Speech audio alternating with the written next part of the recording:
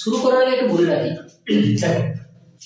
আমরা কিন্তু বেসিক গ্রামারের একটা সিরিজ করতে চলেছি, হ্যাঁ, ইংলিশ বেসিক গ্রামার, যেখানে আমরা প্রত্যেকটি গ্রামারের যে টপিকগুলো আছে অর্থাৎ সেন্টেন্স, পুরো পার্সেস স্পিচ, হ্যাঁ, নাউন, প্রোনাউন, অ্যাডজেক্টিভ, ভার্ব, হ্যাঁ, টেন্স, ভয়েস ট্রান্সলেশন, যতগুলো বিষয় হবে আমরা কিন্তু এক এক করে ধরে ধরে আলোচনা করবো। প্রথমে বেসিকগুলো আলোচনা করবো, দেন বেসিকটা শেষ হয়ে গেলে তারপর আমরা অ্যাডভান্স লেভেলে যাব। ঠিক আছে? তো আজ হচ্ছে আমাদের ডে 1 অর্থাৎ ক্লাস 1। আচ্ছা, বলে রাখি এই ক্লাসগুলো কাদের কাজে লাগবে? প্রত্যেকের কাজে লাগবে। যারা একদম শুরু থেকে শুরু করতে চাইছো, বা যারা একদম ক্লাস 2, 3, 4 এ পড়ছো বাচ্চারা, তোমাদেরও কাজে লাগবে। ঠিক আছে? আমি একদম সহজ করে সুন্দর করে বলবো। যারা 5 to 10, 12 আসো তাদেরও কাজে লাগবে। যারা বিভিন্ন পরীক্ষার জন্য প্রিপারেশন নিচ্ছ, প্রত্যেকের, অর্থাৎ এক কথায় যারা ইংরেজি শিখতে চাইছো প্রত্যেকের ক্লাসটা হেল্পফুল হবে। ঠিক আছে? এবং সিরিজটা হেল্পফুল হবে।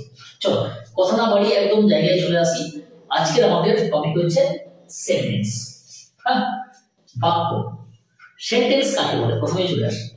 দেখো, আমরা সেই ছোটবেলা থেকে পড়ে আসছি যে একগুচ্ছ শব্দ যখন পাশাপাশি বসে একটি সম্পূর্ণ অর্থ প্রকাশ করে তখন থেকে সেন্টেন্স বলা হয়। কি বললাম? একগুচ্ছ শব্দ অর্থাৎ একের বেশি শব্দ হবে, সেগুলো যখন নির্দিষ্ট নিয়ম অনুসারে পাশাপাশি বসে একটি সম্পূর্ণ অর্থ প্রকাশ করে তখন থেকে সেন্টেন্স বলা হয় বা বাক্য বলা হয়। অর্থাৎ একটা সেন্টেন্স হতে গেলে কি লাগবে? দেখো, গ্রুপ অফ ওয়ার্ডস অর্থাৎ একের বেশি ওয়ার্ড। কিন্তু বলে রাখা ভালো যে একটি ওয়ার্ড দিয়েও কিন্তু সেন্টেন্স হয়। ঠিক আছে? আমরা পরবর্তীতে আলোচনা করবো, যেমন ধরো কাম, রিড, রাইট, গো, এগুলো কিন্তু একটা সেন্টেন্স। তো বেসিক্যালি একটা সেন্টেন্স খুব সাধারণভাবে বলে একটা সেন্টেন্স লিখতে গেলে সাবজেক্ট, ভার্ব এবং অবজেক্ট, এই মূলত তিনটি জিনিসের দরকার হয়। ঠিক আছে? খুব খুব সাধারণভাবে বললে তাহলে সেখানে কি লাগবে? গ্রুপ অফ ওয়ার্ডস অর্থাৎ একগুচ্ছ শব্দ। অর্ডারলি অ্যারেঞ্জড অর্থাৎ সেগুলো কিন্তু অর্ডারলি অ্যারেঞ্জ থাকবে। তার মানে কি? তার মানে প্রথমে তুমি ধরো সাবজেক্ট লিখলে, তাহলে প্রথমে সাবজেক্ট হলো, দেন ভার্ব হলো, দেন অবজেক্ট হলো, তাই না? যেমন ধরো আই ইট রাইস, আমি ভাত খাই, তাহলে আই এটা সাবজেক্ট, ইট এটা ভার্ব, রাইস এটা অবজেক্ট।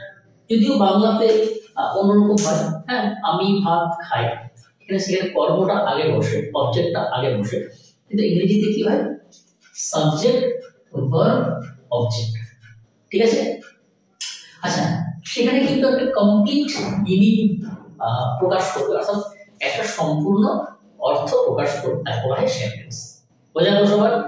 একগুচ্ছ শব্দ নির্দিষ্ট নিয়ম অনুসারে বসবে, অর্থাৎ সাবজেক্ট, ভার্ব, অবজেক্ট, এবং একটি সম্পূর্ণ অর্থ প্রকাশ করবে, তাকে সেন্টেন্স বলা হয়। ক্লিয়ার? আচ্ছা, এই যে সেন্টেন্স আসছে কোথা থেকে?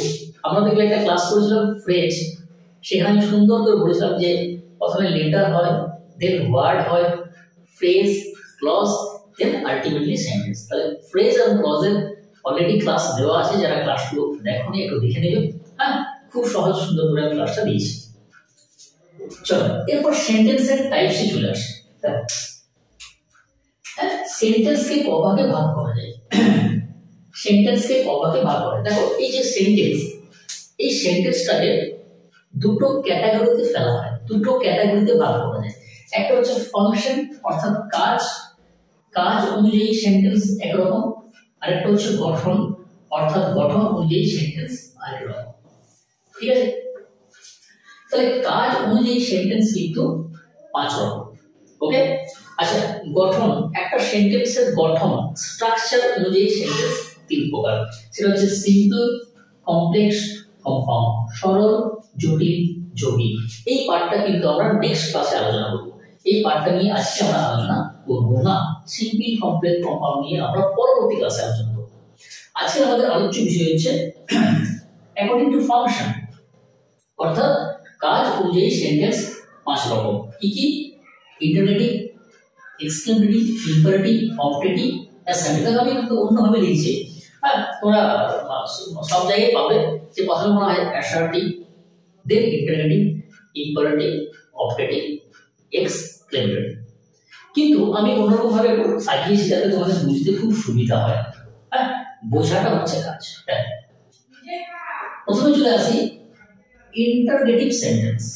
একে বাংলায় বলা হচ্ছে প্রশ্নবোধক বাক্য। খুব সহজ করে বললে আমি চিনব কিভাবে? দেখো, যদি কোনো সেন্টেন্সের শেষে এই চিহ্নটা থাকে, এটা কি বলা হয়? প্রশ্ন চিহ্ন। কি বলা হয়? প্রশ্ন চিহ্ন। এইরকম নাকি সাপের ফোনার মতো। তাহলে যদি এই চিহ্নটা থাকে কোনো সেন্টেন্সে, যদি এই চিহ্নটা থাকে অর্থাৎ প্রশ্নবোধক চিহ্নটা থাকে, তখন সেটা কোন সেন্টেন্স হবে? Interrogative sentence. অর্থাৎ এই সেন্টেন্স দ্বারা কি করা হয়? প্রশ্ন করা হয়, কোনো কিছু জানতে চাওয়া হয়, কোনো কিছু জিজ্ঞাসা করা হয়, তাকে বলা হচ্ছে ইন্টারগেটিভ সেন্টেন্স। তাই না? তুমি কি ছাত্র? Are you student? তোমার নাম কি? What is your name? তুমি কোথায় থাকো? Where do you live? তুমি কখন স্কুলে যাও? When do you go to school? এগুলো সব হচ্ছে কি সেন্টেন্স? Interrogative sentence. ক্লিয়ার? আচ্ছা, তুমি চলে আসছি এক্সক্লেমেটরি সেন্টেন্স। দেখো, যদি এই চিহ্নটা থাকে এটাকে বলা হচ্ছে এক্সক্লেমেশন মার্ক, বিস্ময়সূচক চিহ্ন। তাই না? অর্থাৎ আমরা যখন কোনো সেন্টেন্সের দ্বারা আমাদের ভাবটা প্রকাশ করি, আমরা আবেগটা প্রকাশ করি, ইমোশন অর ফিলিংস, আমরা যখন কোনো আবেগ প্রকাশ করি, আমাদের যে মনের আবেগগুলো আছে সেটা আনন্দ হোক, দুঃখ, ঘৃণা, প্রশংসা। হ্যাঁ, যেমন কুররা, we have won the game, কি মজা, আমার ম্যাচটা জিতে গেছি, এলাস ম্যাচটা জিতে গেছি। Fine, you are liar, cheat, তুমি একজন মিথ্যাবাদী। তো এই যে সেন্টেন্সগুলো হচ্ছে এক্সক্লেমেটরি সেন্টেন্স। তাহলে হচ্ছে ইম্পারেটিভ সেন্টেন্স, অর্থাৎ যে সেন্টেন্সের দ্বারা আদেশ, অনুরোধ এবং উপদেশ করা বোঝায়, যে সেন্টেন্সের দ্বারা আদেশ, অনুরোধ এবং উপদেশ বোঝায় তাকে বলা হচ্ছে ইম্পারেটিভ সেন্টেন্স। এরপর একটা ইম্পারেটিভ সেন্টেন্স আমি বুঝবো কিভাবে, চিনবো কিভাবে, দ্যাট ইজ ভেরি ইম্পর্টেন্ট। দেখো, যদি কোনো সেন্টেন্স এখানে, দেখো এই ইম্পারেটিভ সেন্টেন্স চেনার একটা উপায় হচ্ছে যে এখানে কিন্তু কোনো সাবজেক্ট থাকে না। ইম্পারেটিভ সেন্টেন্সে কোনো সাবজেক্ট থাকে না। ওকে, সাবজেক্ট থাকে না বলতে সাবজেক্টটা উচ্চ থাকে। কি থাকে? সাবজেক্টটা উচ্চ থাকে, অর্থাৎ সাবজেক্টটা বলা থাকে না। যেমন ধরো বললাম ডু দ্য ওয়ার্ক, সাবজেক্ট নেই। Open the window, close the door, দেখো এগুলো কিন্তু সব ইম্পারেটিভ সেন্টেন্স। এখানে ইউ সাবজেক্টটা উচ্চ আছে, বলা নেই। ঠিক আছে?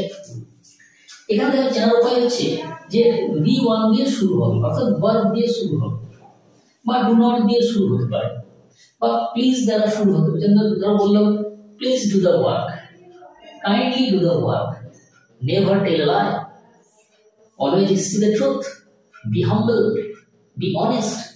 এগুলো সব ইম্পারেটিভ সেন্টেন্স। চার হচ্ছে অবজেক্টিভ সেন্টেন্স। যদি কোন সেন্টেন্স মে বা লংলি দ্বারা শুরু হয়, এখানে কিন্তু অবজেক্টিভ সেন্টেন্সের দ্বারা কিন্তু কি বোঝায়? উইশ অর প্রে বোঝায়, অর্থাৎ ইচ্ছা এবং প্রার্থনা করা বোঝায়। যেমন ধরো বললাম যে মে ইউ লিভ লং, তুমি দীর্ঘজীবী হও, ইচ্ছা প্রকাশ করছি। মে গড ব্লেস ইউ, ভগবান তোমার মঙ্গল করুন, প্রার্থনা করছি। সেক্ষেত্রে অবজেক্টিভ সেন্টেন্স। সর্বশেষ হচ্ছে অ্যাসার্টিভ সেন্টেন্স। যদি কোনো সেন্টেন্সের স্ট্রাকচার থাকে, সাবজেক্ট, ভার্ব, অবজেক্ট, সেটা হচ্ছে অ্যাসার্টিভ সেন্টেন্স। অর্থাৎ যে সেন্টেন্সের দ্বারা কি করা হয়? কোনো কিছু বর্ণনা করা হয়, কোনো কিছু স্টেটমেন্ট দেওয়া হয়। কি দেওয়া হয়? স্টেটমেন্ট দেওয়া হয়, তাকে বলা হচ্ছে অ্যাসার্টিভ সেন্টেন্স। দেখো, আমি প্রথমে লিখেছিলাম আই ইট রাইস, আমি ভাত খাই। এটা কোন সেন্টেন্স? এটা হচ্ছে কোন সেন্টেন্স বলো তো? আচ্ছা, আমরা সেন্টেন্স শিখে গেছি। এরপর আমরা কোনটা কি সেন্টেন্স এখানে বার করার চেষ্টা করব। তোমরা কিন্তু প্রত্যেকে যারা দেখছো করার চেষ্টা করো। আইডেন্টিফাই দ্য সেন্টেন্সেস, অর্থাৎ কোনটা কি সেন্টেন্স। স্ট্যান্ড আপ, পরপর সেন্টেন্স। আমি কি বললাম? দেখো, এখানে কিন্তু কোনো সাবজেক্ট নেই। কি বললাম? যে সেন্টেন্সে কোনো সাবজেক্ট থাকে না, সাবজেক্টটা উচ্চ থাকে, ভার্ব থাকে V1 দিয়ে শুরু হয়, এটা হচ্ছে স্ট্যান্ড মানে উঠে দাঁড়ানো, স্ট্যান্ড আপ V1। তাহলে কোন সেন্টেন্স? এটা হচ্ছে আমার ইম্পারেটিভ সেন্টেন্স। কি sentence? Imperative sentence. Imperative sentence. Do you eat fish? খুব সহজ, অর্থাৎ শেষে কি আছে? প্রশ্নবোধক চিহ্ন আছে। প্রশ্ন থাকলেই কিন্তু সেটা কি হবে? Interrogative sentence. Interrogative sentence. What a beautiful sight it is. দেখো আমরা হোয়াট দিয়ে অনেক সময় প্রশ্ন করি, তাই না? যেমন দেখো চ্যাপ্টারটা বলেছে হোয়াট ইজ ইউর নেম? তোমার নাম কি? তাহলে হোয়াট দিয়ে কোশ্চেন করি আমরা। এখানে কিন্তু হোয়াট দিয়ে কোশ্চেন করা হচ্ছে না। What a beautiful sight it is, কি সুন্দর দৃশ্য। শেষে কি রয়েছে? Exclamation mark. তাহলে কোন সেন্টেন্স? এটা হচ্ছে আমার কোন সেন্টেন্স বলো তো? Exclamatory sentence. ঠিক আছে? আচ্ছা what is your name? Question করা হচ্ছে, সিম্পল। যখন এই কোশ্চেন করা হবে তখন সেটা ইন্টারোগেটিভ সেন্টেন্স। কোন sentence? Interrogative sentence. Fine, you are a liar. ঠিক, তুমি লিখে সবাই কি করা হচ্ছে? এখানে এক্সক্লেমেশন মার্ক রয়েছে, অর্থাৎ বিস্ময় প্রকাশ করা হচ্ছে। কোন সেন্টেন্স? Exclamatory sentence. দেখবে এক্সক্লেমেটরি সেন্টেন্সে অনেকগুলো ওয়ার্ড আছে যেগুলো আমরা বলি ইন্টারজেকশন। যেগুলো যেমন ধরো হুররা আনন্দ প্রকাশ পায়, এলাস দুঃখ প্রকাশ আমরা করি যে শব্দগুলো দিয়ে, হ্যাঁ। ফাই মানে ঘৃণা প্রকাশ করি, ব্রেভো প্রশংসা প্রকাশ করি, হ্যাঁ। তো এগুলো হচ্ছে exclamatory sentence. Do not waste time, সময় নষ্ট করো না। দেখো ডু নট দিয়ে শুরু আছে, তাহলে কি? Imperative sentence. ঠিক আছে? That is a big garden. Simple statement দিচ্ছি, ওটা একটি বড় বাগান। Simple statement. এবং সাবজেক্ট ভার্ব বাকি অংশ রয়েছে অবজেক্ট বা বাকি অংশ, তাহলে কি? এটা হচ্ছে অ্যাসার্টিভ সেন্টেন্স, তাই না? মে ইউ বি হ্যাপি, কি বললাম? মে দিয়ে শুরু হলে সেটা অপটেটিভ সেন্টেন্স। সাধারণত সব ক্ষেত্রে হয় না কিন্তু, হ্যাঁ। মে দিয়ে যদি কোশ্চেন করা হয়, অনেক সময় পারমিশন চাওয়া হয়, সেক্ষেত্রে কিন্তু অন্য সেন্টেন্স হয়। But generally may be happy, আমি কি বললাম? অপটেটিভে কি হয়? ইচ্ছা বা প্রার্থনা প্রকাশ করা হয়। তাহলে মে ইউ বি হ্যাপি, তুমি সুখী হও, আমি একটা ইচ্ছা প্রকাশ করছি, তাহলে কি হবে? Optative sentence. ঠিক আছে? লং লিভ, কি বললাম? যে লং লিভ দিয়ে শুরু হলো কিন্তু সেটা কি হয়? অপটেটিভ সেন্টেন্স হয়, তাই না? দেখো বন্ধুরা, এই ছিল আজকের আমাদের ক্লাস। আমরা শিখলাম কি শিখলাম একটু বলে দিই। সেন্টেন্সের টাইপস অ্যাকর্ডিং টু ফাংশন, অর্থাৎ কাজ অনুযায়ী সেন্টেন্স 5 প্রকার, হ্যাঁ। তাদের ডেফিনেশন, স্ট্রাকচার, এবং আমরা কিভাবে চিনব, কিভাবে এগুলোকে বার করব, তার একটা খুব সহজ পদ্ধতি আমরা আজকে শিখলাম। ঠিক আছে? নেক্সট ক্লাসে আমরা সেন্টেন্সের যে স্ট্রাকচার আছে, অর্থাৎ গঠন অনুযায়ী সেন্টেন্স 3 প্রকার, সিম্পল, কমপ্লেক্স, কম্পাউন্ড, সেটা আমরা নেক্সট ক্লাসে অর্থাৎ ডে 2 তে আমরা শিখব।